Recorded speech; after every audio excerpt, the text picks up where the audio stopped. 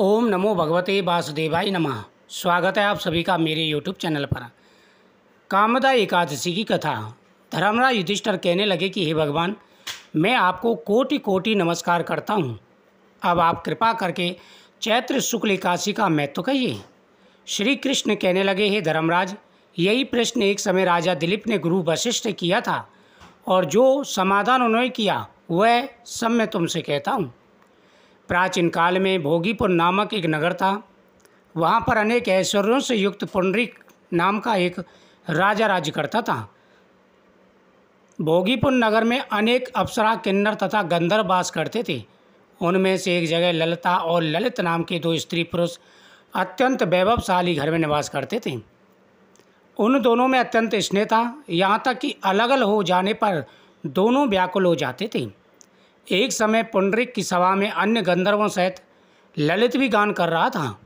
गाते गाते उनको अपनी प्रिय ललिता का ध्यान आ गया और उसका स्वर भंग होने के कारण गाने का स्वरूप बिगड़ गया। ललित के मन के भाव जानकर करकोट नामक नाग ने पदभंग होने का कारण राजा से कह दिया। तब पुंडरीक ने क्रोधपूर्वक कहा, तू मेरे सामने गाता हुआ अपनी स्त्री का स्मरण कर रहा है। अब तू कच्चा मांस और मनुष्यों को खाने वाला राक्षस बनकर अपने किए कर्मों का फल भोग। पुंडरीक के श्राप से ललित उसी क्षण महाकाय विशाल राक्षस हो गया। उसका मुख अत्यंत भयंकर, नेत्र सूर्य चंद्रमा की तरह प्रदीप्त तथा मुख से अग्नि निकलने लगी। उसकी नाक पर्वत की कंदरा के समान विशाल हो गई और गर्दन पर्वत के समान लंबी हो गई। सिर के बाल पर्वतों पर खड़े वृक्षों के समान लगने लगे तथा भुजाएं अत्यंत लंबी हो गईं। कुल मिलाकर उसका शरीर 8 योजन के विस्तार में हो गया। इस प्रकार राक्षस होकर वह अनेक प्रकार के दुख भोगने लगा।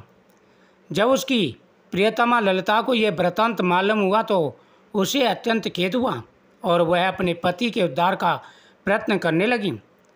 वह राक्षस अनेक प्रकार के घोर दुख सहता हुआ घने वनों में रहने लगा। उसकी स्त्री उसके पीछे पीछे जाती और विलाप करती रहती थी। एक बार ललिता अपने पति के पीछे घूमती घूमती विंध्याचल पर्वत पर पहुंच गई, जहां पर श्रृंग ऋषि का आश्रम था। ललिता शीघ्र ही श्रृंग ऋषि के आश्रम में गई और वहां जाकर विनीत भाव से ऋषि के सामने हाथ जोड़कर कहने लगी कि हे ऋषिवर, मेरी रक्षा करो, मेरी रक्षा करो। उसे देखकर श्रृंग ऋषि बोले कि हे सुभगे, तुम कौन हो और यहाँ किस लिए आई हो? ललिता बोली कि हे मुने, मेरा नाम ललिता है। मेरा पति राजा पुंडरीक के श्राप से विशालकाय राक्षस हो गया है। इसका मुझको महान दुख है। उसके उद्धार का कोई उपाय बताइए।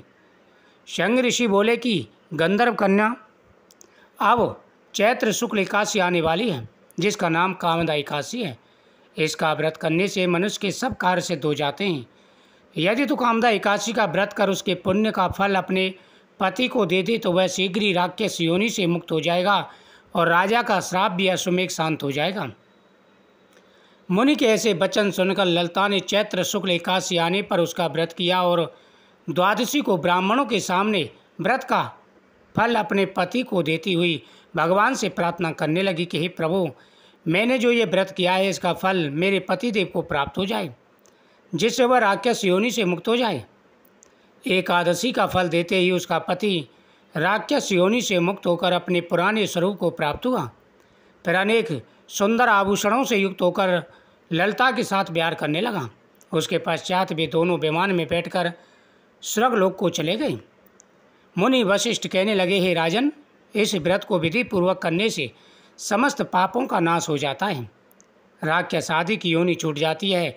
संसार में इसके बराबर कोई दूसरा व्रत नहीं है।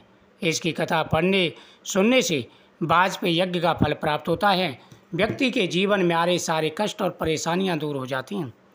प्रत्येक व्यक्ति को एकादशी का व्रत अवश्य करना चाहिए। जो भी सच्चे मन से एकादशी का व्रत करता है उसके जीवन में कभी कोई कष्ट नहीं आता।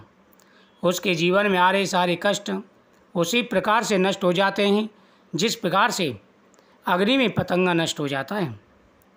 जो भी सच्चे मन से इस कथा का श्रवण करते हैं उनकी हर मनोकामना पूरी हो जाती है।